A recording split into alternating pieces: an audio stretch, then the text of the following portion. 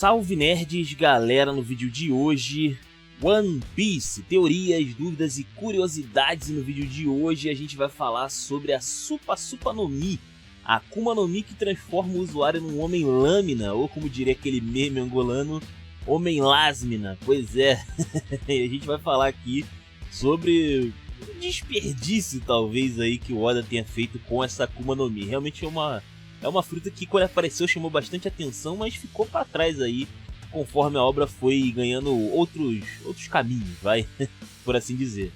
Então vamos lá, sem maiores enrolações, vamos embora pro vídeo, tá? Normalmente eu começo pela etimologia sobre o nome, né, da fruta, mas eu vou guardar isso daí, tá? Eu vou preferir começar falando sobre as capacidades dela, né? Porque, como eu falei, ela transforma você num homem lâmina, você fica laminado, isso é muito interessante. Porque em One Piece, né, a gente tem algumas formas aí de combate, né? A gente tem combate desarmado, tem o combate com arma de fogo, tem o combate com espadas, né, ou com armas ali no geral. No caso dessa fruta, ela te transforma numa arma. Você consegue criar, né, espadas ali, lâminas no caso, a partir do seu próprio corpo, né? Suas mãos ali ficam laminadas, todo o seu braço pode ficar laminado, seus pés podem ficar laminados e por aí vai, né? Então você vira uma arma viva, em essência, né? Uma arma de corte especificamente. E com um certo treinamento você pode ficar bastante poderoso. Que é o caso aqui do Mr. One, né? Nosso querido Das Bones. Só que ele usou essa fruta aqui de maneiras inesperadas, talvez. Porque assim, essa Akuma no Mi, como eu falei, ela te dá a habilidade de transformar ali parte do seu corpo em lâmina. Mas não é só isso. Você pode, na verdade, utilizar esse poder, né, de ser laminado, que é uma lâmina de aço, inclusive, bem específico, citar isso, porque você pode ter a resistência da lâmina de aço no seu corpo. E isso nos leva a uma técnica, inclusive, que o Das Bones usa com frequência, que é o Supaida, né, que é o modo aranha ali dele, onde ele fica parado, enrijecido, e ele só cobre ali as partes que seriam seriam possíveis, de ter algum ferimento, como os olhos, por exemplo. E os ataques que passam, né, que pegam ali no corpo dele, não cortam ele, porque ele tem a mesma resistência de uma espada normal no seu corpo. Não necessariamente a parte laminada, mas o corpo inteiro. É como se ele tivesse o seu próprio Tekai. É tipo isso, tá ligado? Isso é muito interessante. Com certeza isso é algo muito interessante. Então, além da capacidade ofensiva, ele também tem uma capacidade defensiva muito interessante. Ele pode resistir a balas, por exemplo, né? Ele pode resistir a golpes de espada. Ele chegou a parar, se não me engano, pelo menos um golpe do Mihawk, tá? Golpe, assim, pesado, assim, geralmente, ele conseguiu parar.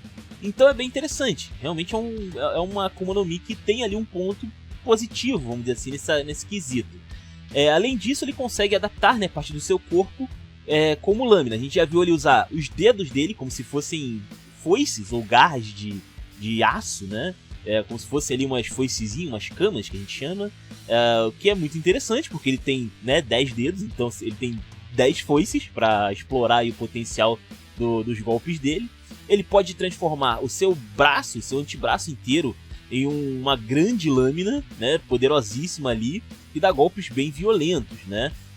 Tem uma variação do antebraço dele que eu acho muito legal também, que ele consegue fazer uma espécie de lâmina giratória, né, no seu antebraço ali, e ele tritura praticamente o que encostar naquilo ali, né, bem interessante. E me lembra vagamente a lâmina do Killer, né, talvez aí ele tenha feito a primeira versão, uma versão mais compacta, vamos dizer assim, daquela lâmina motorizada que o Killer tem no braço, tá ligado? E nesse caso aqui ele triturava completamente o que encostasse, né, naquele antebraço ali. Fora que ele também pode modificar até mesmo os seus pés, né? Suas pernas podem virar lâmina. Os seus pés ali, no caso, ele usava como se fosse uma espécie de... como se pudesse pra patinar no gelo, vai. Ele ia meio que patinando ali no chão, né? Cortando o chão ali. Muito interessante, ganhando grande velocidade, inclusive, nesse processo, né? E ele tem uma capacidade de corte bem absurda pro início da obra, né?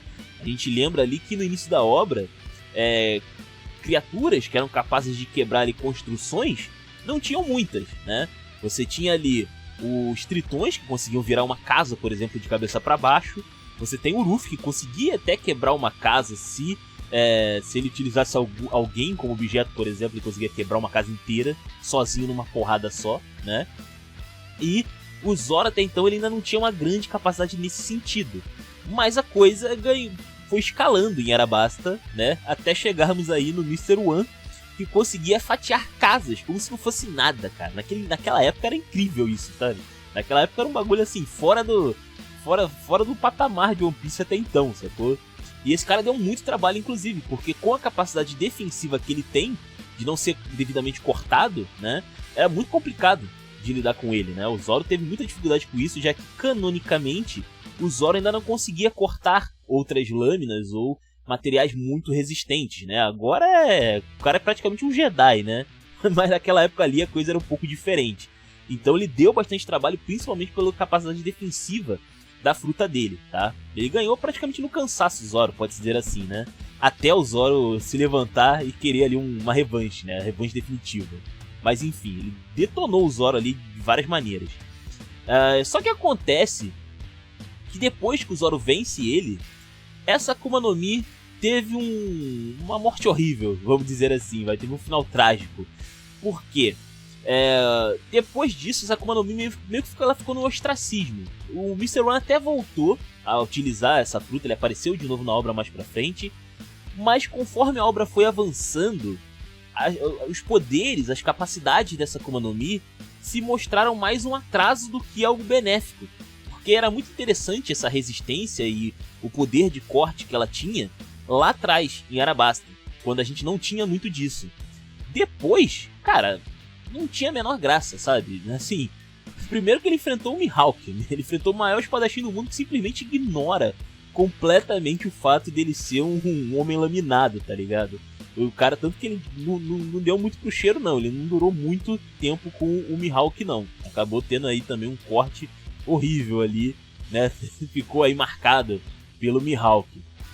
Além disso, conforme foi passando One Piece, né, a gente teve a adição de outras maneiras, vamos dizer assim, de causar um bom estrago com corte, né? Como por exemplo o hack do armamento nas espadas, né? Que é uma coisa que o Zoro usa e faz um estrago violento. A gente tem agora aí o Ryu-Oh, né? As capacidades ali de usar o hack do rei no corte e tal.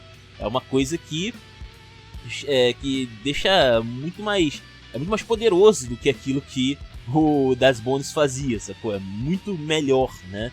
E até mesmo em questão de poder de Akuma no Mi, porque se você for parar pra pensar, você teve Akuma no Mi, algumas frutas utilizadas aí no decorrer de One Piece, que fazem a mesma coisa, tem um potencial de corte ou de destruição tão grande quanto, e fazem até outras coisas, como por exemplo, a Shock Shock no Mi, né, que é a Akuma no Mi daquele braço direito do Ivan, lá do pessoal dos Revolucionários.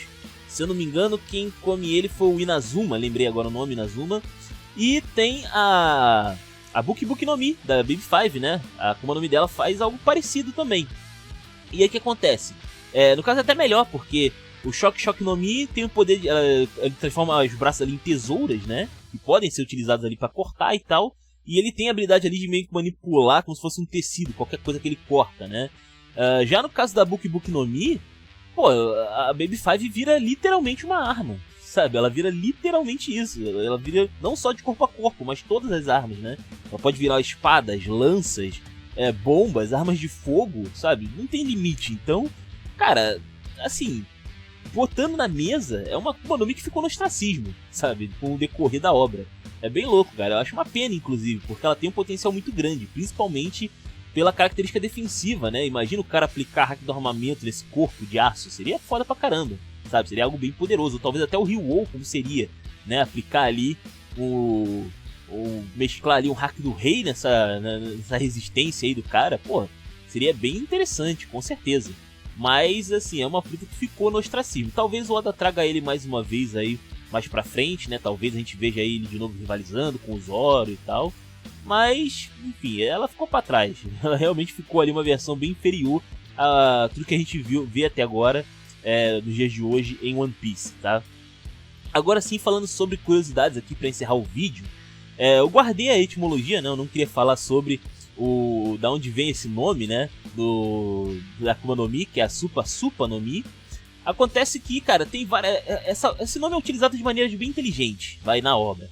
Primeiro que a etimologia, Supa Supa, é uma onomatopeia, tá? Ela se refere basicamente ao som de cortes repetitivos e de maneira limpa, como se fosse ali uma faca, por exemplo, cortando peixe. Faria o som de supa-supa, provavelmente.